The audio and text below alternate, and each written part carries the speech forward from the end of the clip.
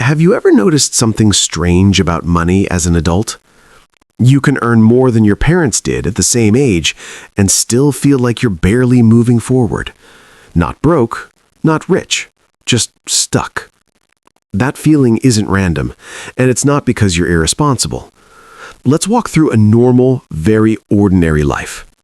Imagine a 24-year-old graduate in the US or Europe, first full-time job, nothing fancy. After tax, they take home about $3,200 a month. Sounds decent. Now the math starts. Rent for a small apartment or shared place, $1,200. Car payment or public transport plus insurance, $450. Student loan repayment, $300.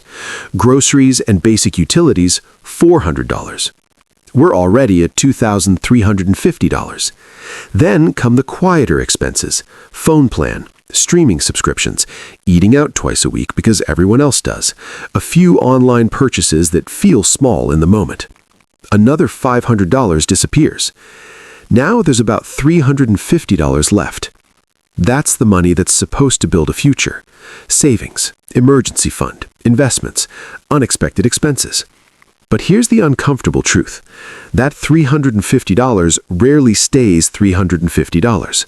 One birthday, one short trip, one car repair, one "I'll deal with it next month" moment, and suddenly the month ends at zero. This is where most people think the problem is income. If I made more money, this would work. But that's not the real mistake.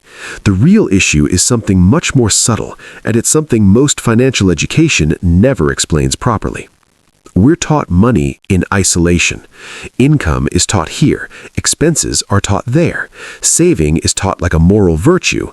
But real financial management is about structure, not effort. Let's look at a simple number. If someone saves $300 a month, that's $3,600 a year. Over 10 years, without even investing, that's $36,000. Now add very modest investing, not stock picking, not hype, just slow, boring compounding. At 6 to 7%, that same habit quietly turns into $50,000 plus.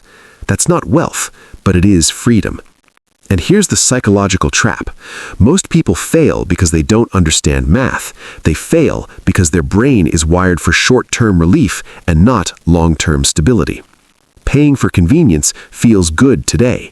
Matching your friend's lifestyle feels safe today. Avoiding financial discomfort feels rational today. The brain treats future stress as less important than present comfort. So instead of asking, "Can I afford this over 10 years?" we ask, "Can I afford this month?"